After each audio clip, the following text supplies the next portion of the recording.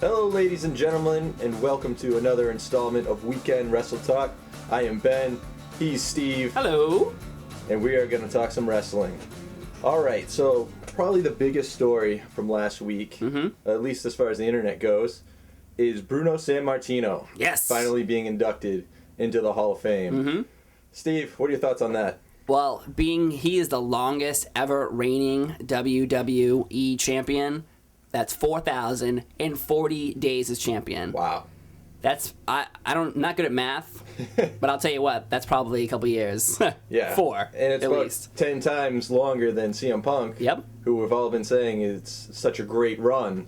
But, looking back at how long people used to hold the belt for, it's pretty remarkable. But I'm so happy he's in the Hall of Fame. I'm really excited for him, and I'm proud, and it just makes everything the full circle, like respecting what brought us here today. Because without Bruno Sammartino, there would not have been a John Cena, CM Punk, or Randy Orton. Yeah, I mean, it was totally from a different era back then.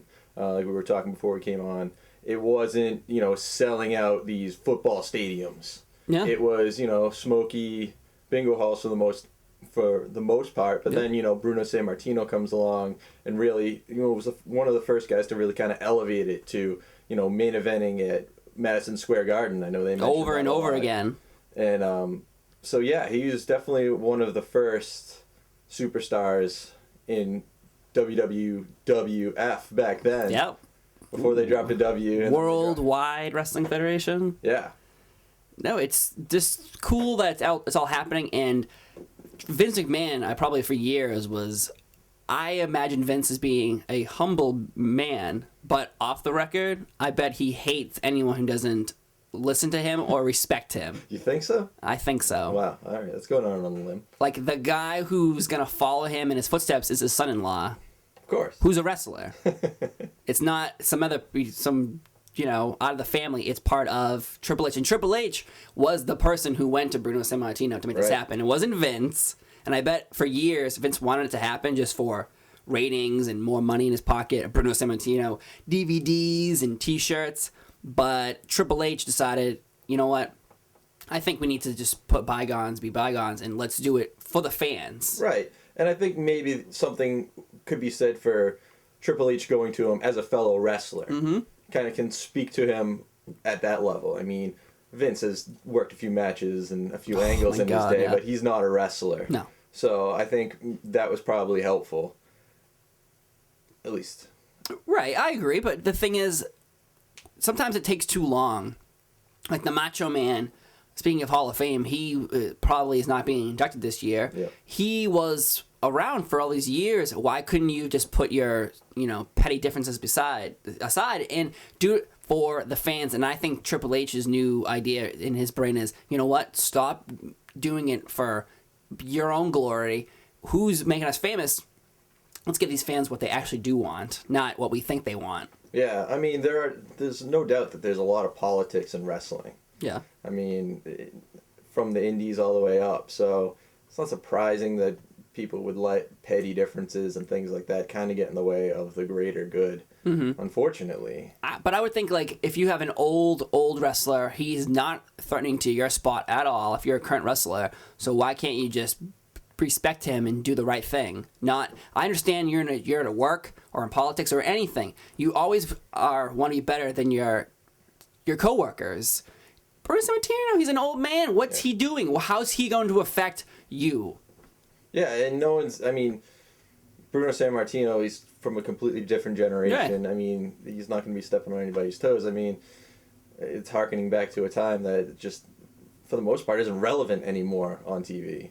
So, so bringing him back, I mean, he's not, like you said, he's not going to be stepping on anybody's toes. No, and that's what makes me angry sometimes, where it's like, you hear rumors about why they don't bring these people in. Like, the rumor, and probably the truth, is Bruno Sammartino would badmouth the WWE for the past 20 years about the product, and he wasn't liking it. It wasn't family friendly any longer. It was for 18 to 49 demographic males, because those are the guys who have the cash throwing it out there. And Bruno wouldn't have been welcomed, I assume, to any company if you badmouth them for 20 years. Sure. And, it's fitting that we're kind of talking about this, it being February and Attitude Era month here at WWT.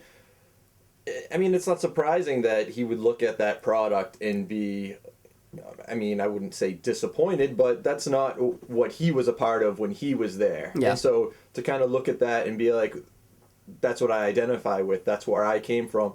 I mean, you can't really fault the guy for being a little disappointed in the direction that they were going when he was coming from such a time where, I mean, it was before they had broken kayfabe. I mean... they would live their lives. Like, if you had a broken arm in wrestling, you walked around with a broken arm in the real world. Absolutely, and everyone looked at Bruno Sammartino as, I mean, a guy you would never want to fuck with. A guy that if you got into a barroom fight with him, he was the baddest man on the planet. Yeah. Universally liked, too. He wasn't... Yeah, I mean, it was a prestigious thing to be a wrestling champion back then. And selling out Madison Square Garden... over and over and over again, every month. They didn't go there every day; they went there every month, and that's pretty impressive, especially during the time where it's 1960s, 1970s. There's the only way to get the ads out is papers and magazines. Yeah, and that's amazing because that place still sells out, but that's using the internet, that's using radio time, ad space. Television, WWE all over the place. Telling you gotta go buy your tickets. Bruno Sammartino, this is 1960s, 70s. I only syndicated wrestling that probably is going on is Vince McMahon Sr. in that area. Only New York City, maybe Massachusetts, maybe New Hampshire. That's about it. Because those are regional times. Absolutely. So there's no... Bruno Sammartino was traveling around the world as champion, but he's traveling around the world like the schedule was grueling even to today's standards, where you're in Germany and then you're in this different country and the next day you're in a country and then you have to make Madison Square Garden. He's working 31 days in a year, and there's a month, and there's only 30 days. Right. He's a workhorse. He wasn't complaining either because he was a man. Now it's pampered. Now there's the divas. Not talking about wrestlers. I'm talking about the women. I'm talking about the wrestlers, the superstars, being, where's my sparkling water?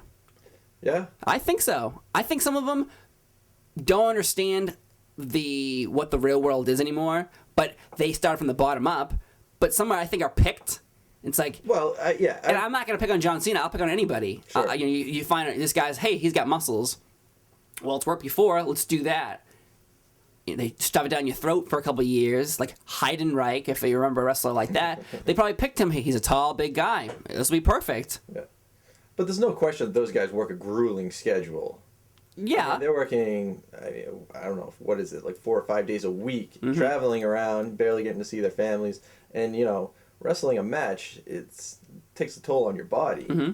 So, I mean, to call them pampered, maybe at the top level. I'm not saying they're pampered. I'm saying that there's a problem sometimes when I just hear stories of, I can hear Bruno Sammartino telling stories about, how he's living in, so this is 1960s, 70s, he's on the airplanes, he's in these, the rental cars. These cars aren't, probably the best standards then, because standards weren't that up to scale then. Well, yeah. Now you have so many codes, health codes and just codes in general with anything, that these new airplanes and all these new things, first class probably wasn't comfortable. So basically you're saying back in my day. Yeah, I'm saying back in his day, Bruno Sammartino probably was just, and this is probably where I'm not saying he's a alcoholic or anything, but I'm saying they bet $1 million to one. They're doing drugs, they're drinking, they're on the road, they're living the rock and roll lifestyle. Yeah, of course.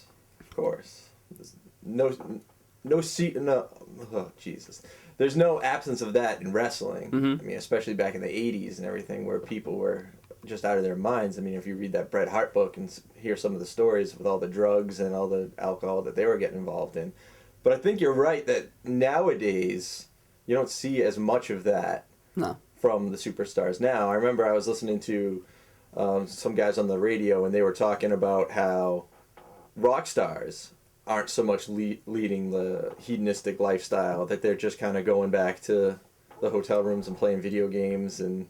Right, it's different. And the wrestler that they were talking to is like, yeah, that's pretty much the same way it is with wrestling right now. It's people that are just more driven in not so much leading the superstar lifestyle, but just trying to be, great at what they do. It's pretty awesome. Yeah, it's interesting. Well, you mentioned Bret Hart, though. Right. And that reminds me of one subject I want to talk about with you. Okay. It was on I read it on Twitter. Oh, yeah. Man, Twitter. We're at WE Wrestle Talk. Tweet us, follow us. If you do follow us, we will shout you out and compliment you based entirely on either your profile picture or your profile, because I'm not going to dive into your tweets or anything like that. But we do like to say thank you and thank each and every one of our followers. So go ahead and do that. Thank you. And we're back to talking about wrestling. Sure. Sorry. It's all right. Cheap play. But Bret Hart, early in the week, talking about Triple H. Right. In his in-ring work, in all his matches, he wasn't too polite about it. No, not at all. I mean, basically saying that he was overrated and mediocre, and that his match with The Undertaker at WrestleMania, that was predictable, and that he called every spot before they even went on. Yeah. I mean, I love Bret Hart. I love what he did. I love his matches, and I love that he's willing to be so honest. But I think, I mean, you can't really say that that's a valid point, I don't think. No. I think Triple H is, I mean, of his generation, he is absolutely one of the best. Do I put him up with like a Stone Cold Steve Austin or a Rock for, that crossover appeal? Yeah. Probably not. No. He was in Blade 3. He was in Blade 3. And he had a chihuahua that was also a vampire. And he was in that movie where he was like a bus monitor, too, right? Yeah, something like that. Yeah. That's funny. That we don't know the name of. I can't remember it. If Steve doesn't know the name of your movie, you're in trouble, Triple H. I'm just going to guess. Like, The Chaperone. I think that might have been what it is. Yep. But yeah, so Triple H, Bret Hart decides, hey, it's a good idea to badmouth somebody. Why can't he just badmouth them to his private friends? Did he have to go on the radio? Does he have to go on Twitter? Is that just doing those things so, hey, look, it's Bret Hart? Maybe. And then suddenly, like his book is like 600 pages. Yeah, and most of it's bad-mouthing people that he worked with. But he obviously probably holds some animosity towards Triple H, too, for the whole Montreal Screwjob. He always thought that Triple H, that it was his idea, that he was... Well, it was his idea. Well, there you go. And it seems like he's buried the hatchet with Shawn Michaels, but... And Vince McMahon. But not Triple H. Well, because Triple H now is in charge, pretty much. Yeah. So he's probably like, God damn it, now I'm really screwed because I can't just show up when I feel like it. But Bret Hart, it's strange. He made a cameo at Royal Rumble. Yeah, I was just about to say that. And then like 2 days later, he's online saying to people, hey, Triple H has never had a good match ever in his lifetime. That's ridiculous. I mean, it's just... Even T.L. Hopper... The plumber wrestler had one good match. Right. You tell me Triple H never had one good match? No, I mean, think about the match he had with Cactus Jack back in the day. I thought that match he just recently had with Undertaker was great. I agree. The Hell in the Cell with Shawn Michaels as a referee. Absolutely. That was epic. Epic, brah. Yeah. And Bret Hart says he can call the spots. Hey, let me tell you what, Bret Hart. I can call your spots. Backbreaker. Sure. Side Russian leg sweep. Yeah, elbow off the second rope. Yep. And sharpshooter. Yeah. So don't tell me or Triple H that he has never had a good match in his life, because I can call spots. Ric Flair. You're right. He's going to go to the top rope. Every wrestlers are like action figures. They have their special moves. Yep. Why? You're going to tell me Shawn Michaels' nip up or his super kick aren't special because I can call them happening? Yeah. No. It's like in a movie. Oh my God, an explosion's going to happen. Of course explosion's going to happen. It's a movie. It's an action movie. What do you think is going to happen? It's a wrestling match. There's going to be spots. There's going to be epic moments. I like Bret Hart. Grew up with Bret Hart. Yeah. I even have his autograph. Do you? Yeah. But badmouthing people for the sake of doing it? Yeah, I mean, I don't know. Like you said, on one hand, we love him because he's willing to speak his mind and it gives us something to talk about. And that's what I like. Yeah. Not just being a politician saying like, "Oh yeah, he's a great company man and a great worker," and I loved it. It's nice that he is so honest, but I think he kind of goes a little too far sometimes. And I mean, I just don't think it's a valid point. I don't think you can sit there and say that Triple H is mediocre or not a good worker. I mean, it's just... Right. It's absurd. Is the difference between bad-mouthing someone for that person's a bad worker? If you just want to say, like, Triple H was a dick and he was always an asshole in the locker room and no one really liked him, well, that's one thing. You could be right. Yeah. But you're talking about something that we've all watched his matches and for 15, 20 we years. disagree with you. We think he's put on a lot of great matches. Right. His career's lasted like 15 years. It's just shocking to hear that. And like, I do like how Bret Hart